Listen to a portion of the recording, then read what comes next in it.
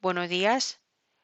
Hoy vamos a hablar sobre los procesos cognitivos en la traducción literaria. En ese caso, concretamente, entre dos lenguas, la lengua española y la coreana. Para analizar estos procesos cognitivos, en ese caso, pues yo citaré la planidera de la poeta Moon Jong-hee con dos versiones diferentes. Traducción literaria, primero quiero hablar. Esa traducción literaria es de una lengua origen a otra lengua meta, es un reto para traductores. Octavio Paz destaca el papel de un traductor en su artículo titulado Traducción, Literatura y Literalidad. Presas también considera que los enfoques cognitivos exaltan la necesidad de ciertas competencias en el traductor: habilidad lingüística, memoria bilingüe coordinada, control de interferencia en la recepción y en la producción, procedimientos heurísticos de transferencia textual, flexibilidad, pensamiento divergente y capacidad de asociación. La traducción dentro de una lengua no es esencialmente distinta a la traducción entre dos lenguas, y la historia de todos los pueblos repite la experiencia infantil. La universalidad del espíritu era la respuesta a la confusión babélica. Hay muchas lenguas, pero el sentido es uno. Fin de la cita. En los procesos de la traducción, precisamente la traducción literal sirve algo, pero no es la traducción. La traducción literal, que en español llamamos significativamente servil. No digo que la traducción literal sea imposible, sino que no es una traducción. Es un dispositivo generalmente compuesto por una hilera de palabras para ayudarnos a leer el texto en su lengua original, algo más cerca del diccionario que de la traducción, que es siempre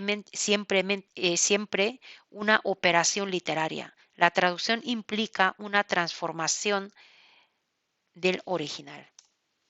Analizar y estudiar desde el punto de vista interdisciplinar los procesos mentales que conlleva la traducción y la interpretación, en tanto que la lengua origen recibe un mensaje escrito, lo descodifica liberándolo de su soporte lingüístico y lo recodifica con un nuevo soporte lingüístico en una lengua meta, teniendo en cuenta un entramado de lenguas, alturas, percepción y producción. Traducción y creación son operaciones gemelas. Por una parte, según lo muestran los casos de Charles Baudelaire y Ezra Pound, la traducción es muchas veces indistinguible de la creación, por la que hay un incesante reflujo entre las dos, una continua y mutua fecundación. Fin de la cita. Por otra parte, Navarro también en su trabajo Procesos cognitivos y aprendizaje significativo señala en su octavo capítulo sobre la adquisición del conocimiento a través del proceso de codificación. El sistema cognitivo incluye dos procesos sustanciales y estrechamente relacionados. Uno es el proceso de codificación, que concierne a la adquisición del conocimiento con su retención o almacenamiento en la memoria. Otro es el proceso de recuperación, consistente en su rescate o evocación en el momento oportuno para su posible utilización en la cognición y acción. Existen dos modalidades de comunicación diferentes: modalidad de codificación y descodificación, y modalidad inferencial. La comunicación verbal es una forma compleja de comunicación. Codificación y descodificación lingüística forman parte de ella, pero el significado lingüístico de una oración emitida está lejos de codificar lo que el hablante quiere decir. Únicamente ayuda al oyente a inferirlo. El resultado de una descodificación es correctamente tratado por el oyente como una prueba de las intenciones del emisor. La comunicación verbal implica dos tipos de proceso de comunicación. Uno basado en la codificación y descodificación y el otro en la ostentación y la inferencia. Aquí cito un poema de Moon Jong-hee, Planidera, con dos versiones diferentes traducidas del coreano al español. Planidera de la poeta Moon Jong-hee fue traducida por las 9 alumnas españolas que participaron en el Seminario de Traducción Coreano-Español 2021. La primera versión de Planidera, la versión A, es la siguiente. La madre de Onye era plañidera, de color azul grisáceo como un cardo, e iba vendiendo llantos durante las 4 estaciones del año. Ella lloraba en nombre de las personas más tristes de este mundo, con un llanto que hacía temblar el cielo y la tierra, cogiendo y comiendo las estrellas fugaces que se derramaban por encima de su hambre. En el sonido desmayado del lloro, no habrá en este mundo terrenal ni una sola muerte que vagabundee sin poder cerrar los ojos. Las personas que han de partir al más allá se van en paz, y solo los que se quedan están simplemente deambulando un rato. Por encima de la cabeza de la madre de Onye, que lloraba con el llanto más afligido y seductor, en cada agujero en el cielo colgaba una estrella fugaz. ¿Cuándo cesará su llanto?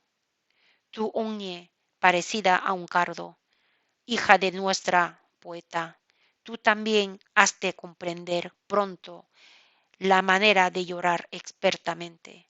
Has de saber cómo llorar en nombre de las personas de este mundo. Plañidera, la versión B. La madre de Onye, que era tan azul como los cardos durante todo el año, era la plañidera que va y vende lamentos. El llanto de las personas más tristes de este mundo lloraba en lugar de ellos hasta temblar el cielo y la tierra, y del llanto de ella hundidos y arrojados hacia el fondo de la tierra. Vivía recogiendo y comiendo las innumerables estrellas fugaces que caían. Comía las estrellas fugaces que se derramaron sobre el hambre de ella. En el sonido de llantos que era provisto de lloros hasta desfallecer, no había una sola muerte en este mundo que no pudiera cerrar los ojos y deambular. La gente que se irá al más allá partirá cómodamente, y solo los que quedaron deambularían por un tiempo. El llanto más doloroso y más sensual que fue llorado. Encima de la cabeza de la madre de Onye colgaba una estrella fugaz en cada agujero en el cielo. ¿Cuándo cesará su llanto? Onye, eres como el cardo, hija de nuestra poeta.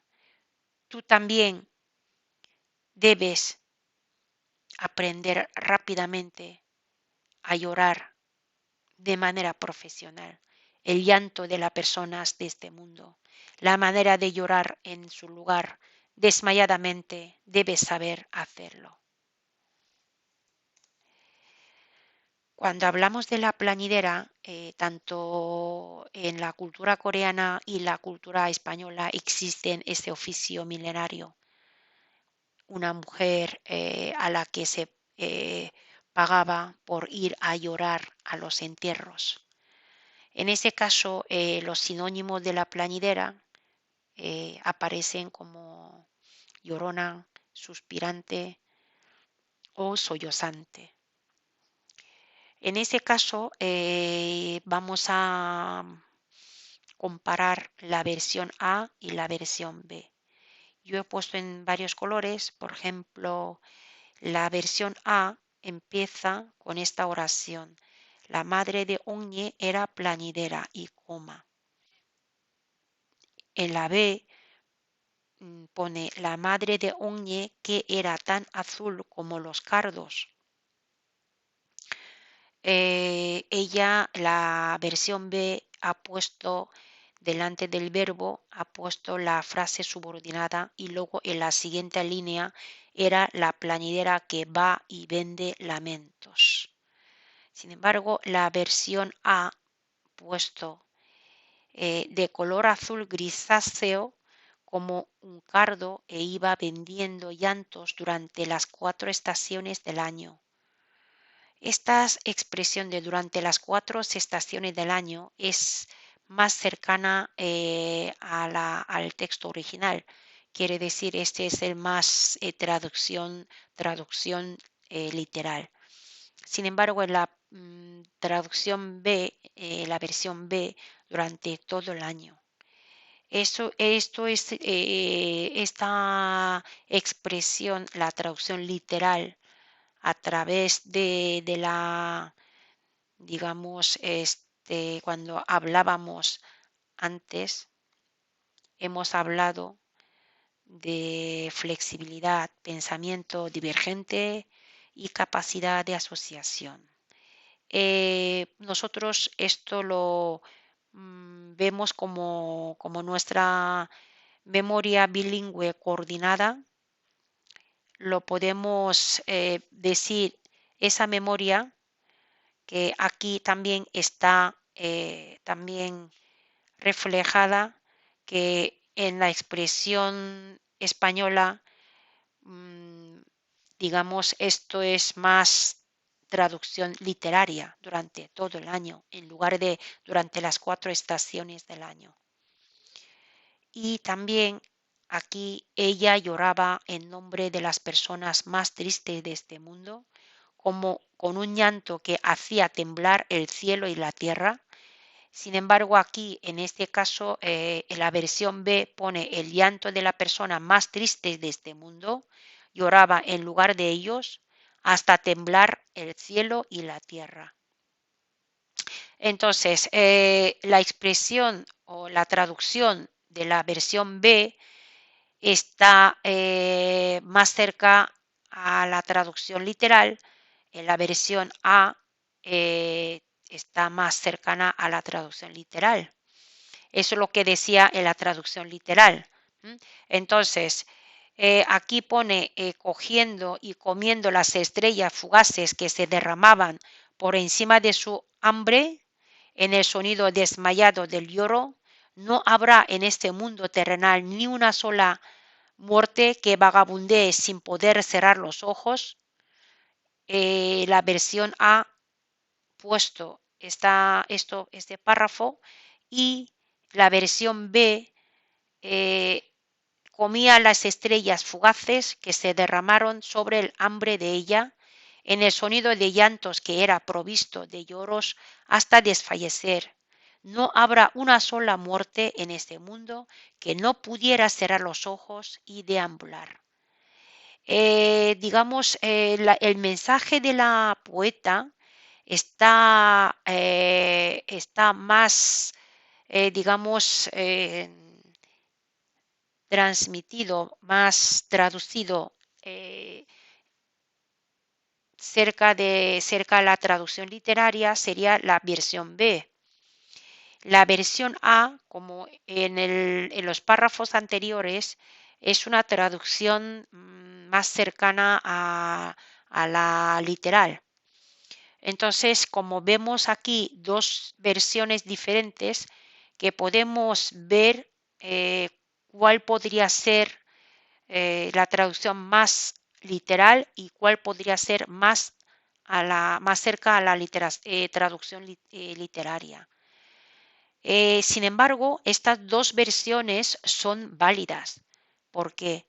Porque Las traducciones poéticas precisamente es diferente de la traducción narrativa, porque esto como depende de la memoria y la asociación y la habilidad lingüística del traductor o traductora de cada traductor, es diferente. Entonces puede traducir, interpretar de una versión u la otra.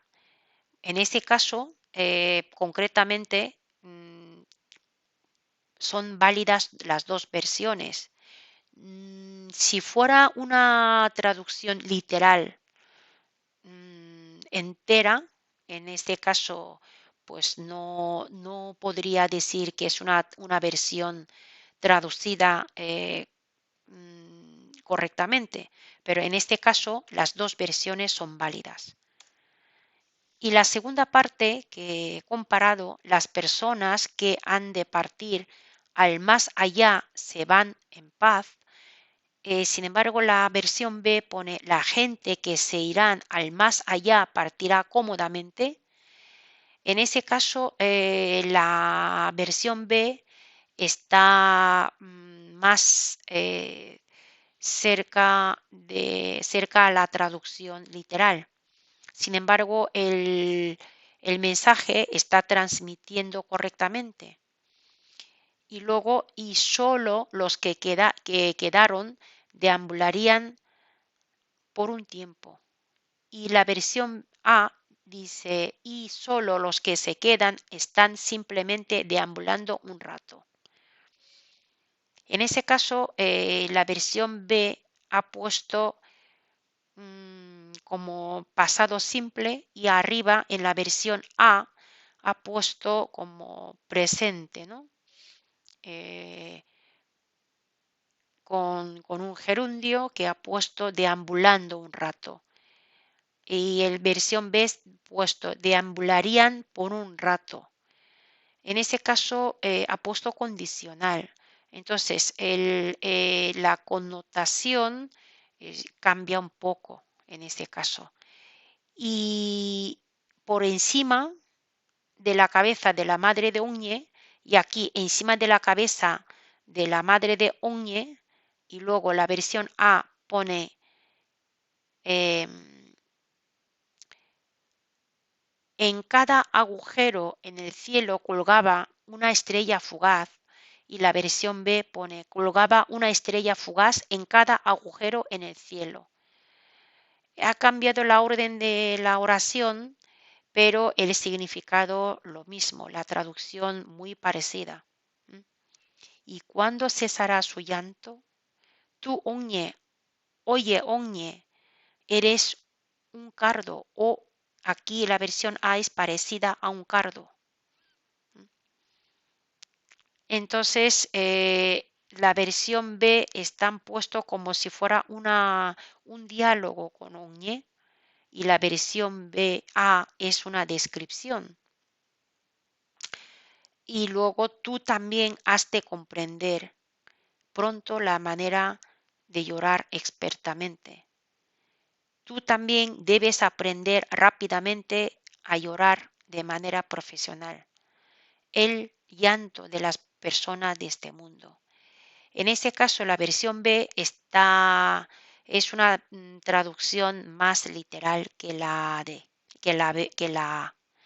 Entonces, como vemos aquí, la traducción literaria, sobre todo en los procesos cognitivos, en la traducción literaria poética, podemos ver en este caso la diferencia y la traducción más, digamos, literal, o utilizan las modalidades inferenciales. Esto es la diferencia de las traducciones que podemos comparar. Muchas gracias.